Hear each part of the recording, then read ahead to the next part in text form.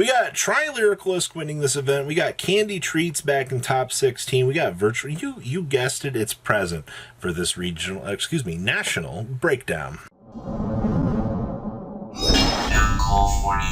Make the 30% if you guys have not smashed the living crap out of that subscribe button. Smash it so we can climb up, you guessed it, the 100K ladder here. We have the top 8 breakdown for this event, but that's not going to be the entire thing we're going to be looking at here. We actually have top 16 deck list out of this which pretty much tells us that things were pretty interesting here. Now, to tell us the story of the format that we've all pretty much come to know at this point in time, we had Sword Soul as the most represented deck in top 8, actually. But that's not including, your rogue that you got the chance to see within top 16. Now, our second most represented deck here was actually, branded Despia.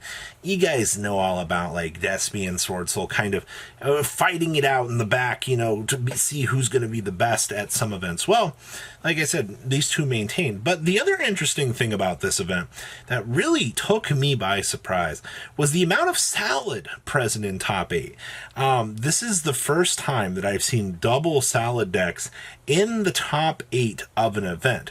Now, we've seen the occasional one of squeak in here, but we haven't actually seen it squeak in at such a high turnover rate that I was kind of just taken back by this. I was like, holy moly, ladies and gentlemen, we're able to see this deck have a pretty good high conversion rate. Now, the other big thing that will take you by surprise here when we look at list was Tri-Lyricalisk actually ended up winning this event. Look at that top seed here. Look at all that Sword Soul and all of that Despia, just to have Tri-Lyricalisk run it back across the table here. Maybe the Tri-Lyricalisk deck was more tacked out to handle more of the metagame options. I don't know. When we look at the list here in a second, you'll have a little bit of an idea for that. But I think that actually sets a pretty good tone here for what you're going to expect kind of going forward here. So isn't that awesome, ladies and gentlemen? Don't you love the thrill of seeing some of these very, very awesome decks? Let's pass on over to top 16. Winning the Israel event is going to be your first place Tri-Lyricalisk. And yes, we are packing in Dark Ruler No Mores here so we can kind of counteract a lot of the pretty aggressive metagame here, which is actually kind of cool. I'm actually very happy to see that this is your big contender here to kind of take a little chunk out of the metagame, and also with 100% more Zodiac package to capitalize and grind, ladies and gentlemen. So not too bad winning the event. Second place here is Branded Despia. Oh boy, you gotta love your more standard decks out here, ladies and gentlemen. Standard Graza Detonators in here, so we can go ahead and board break, do our thing. Honestly, in terms of your standard deck, okay, I like this.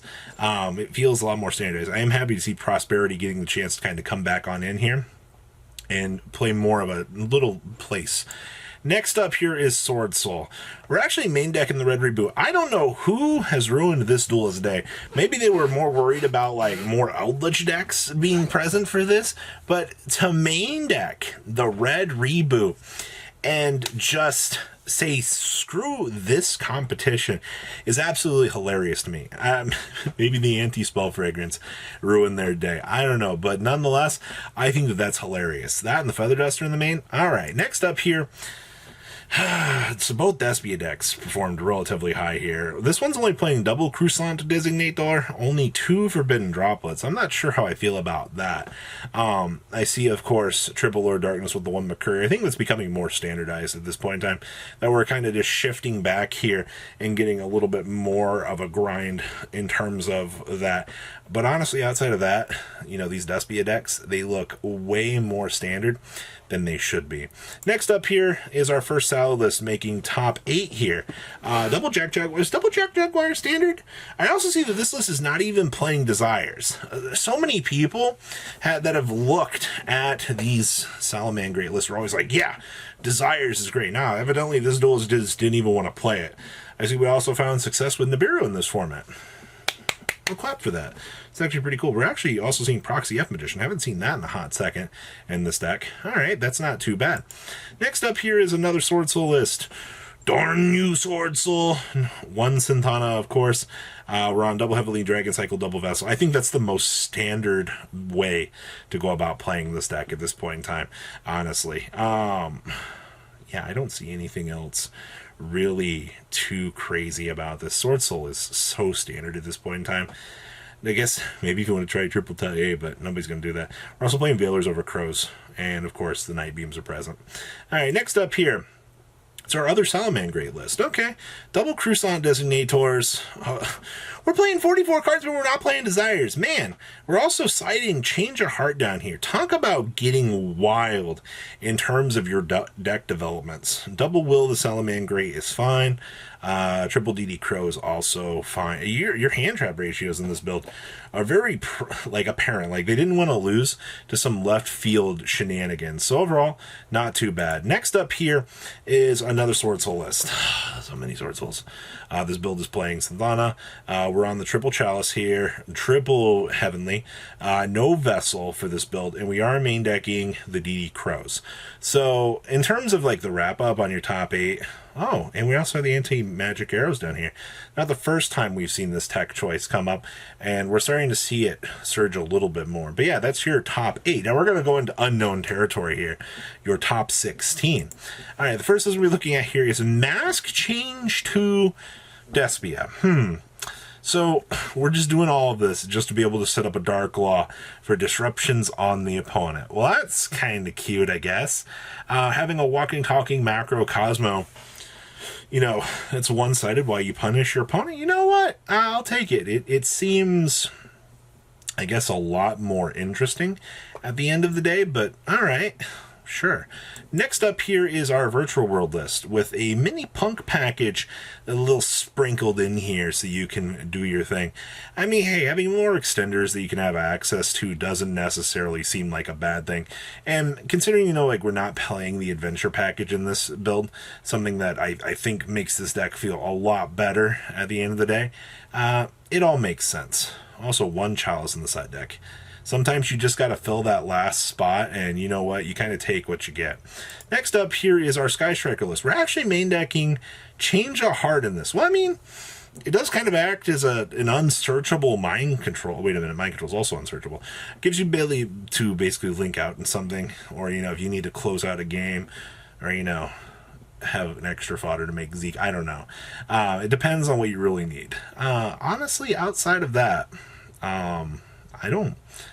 I guess like the talents are like maybe the next most interesting thing here, but all right. Next up here is our candy treats. Yes, ladies and gentlemen, Madolche did in fact make top cut for this event. We are actually playing the Small World package in here. We're actually main decking Lightning Storms as well, and we're actually playing 2 Pot of Extravagance. I don't know how I feel about that. I feel like maybe Prosperity sometimes feels better, but that secondary card also can make or break your matchups. So more little things to consider if you're a Madolche player. Next up here is an Eldritch branded deck. If you're very familiar with the things you can do with this, I have been seeing Anti-Spell Fragrance start to show up in these decks. I mean, you go first, you don't really care because you just, you know, do full branded combo, do your Pot of Extrav, and you're basically off to the races, all right? Like, you've set up free real estate at that point, and your opponent's just like, what am I supposed to do? Well, the answer is, once I've already established, you do nothing. Like, that's the best part about it, all right? Once you're off the ground, you're good to go. Next up here is Dragon Link. Wow, one Dragon Link did make it in a top cut here. We are on 1 Tidying, 1 Chamber. Really, in terms of developments, I guess it's about as interesting as it gets. We also have Dragos Stapeli with the triple Super Poly gang in here as well. And we have been seeing Zombie Vampire show up in these decks, showing us that, you know, getting the additional mill power, getting to pick a combo piece, it's pretty good and important here what you could end up seeing for that. Honestly, though, outside of that, seems standard to me. Next up here is our Despia list. Once again, you see that triple Lord Darkness, baby. So standardized that it hurts with the 1 Mercur. This build is actually maining the 1 Twin Twisters. This duel said, you know what? I'm going to main 1 Spell and Trap card out in case they are playing some sort of Mystic Mind shenanigans. And if you're really that scared of a combo at this point in the format, you know what? More power to you to break those boards. So more little things to consider here. And the last thing we have here is a Flunderies list. Is this like a going second Flunder list? I see that we basically have Dark Rule No More's Cosmic Cyclones, Extravs with no prosperities. Okay, so we're just going to value the blind extra card versus anything else, or maybe they're on more of a budget that they don't want to explore those options. I do see that our cherries targets are pretty expensive down here in terms of things. Really, we're playing an Apollosa too. Huh. I guess it's interesting. But that is your breakdown for this event. What do you guys think? Please leave a comment down below. Tell me what you guys think. Make sure you guys smash the living crap out of that subscribe button so you guys don't miss out on more awesome content. I'll see your beautiful faces back here later in the day, guys. Peace out. Patrons, thank you.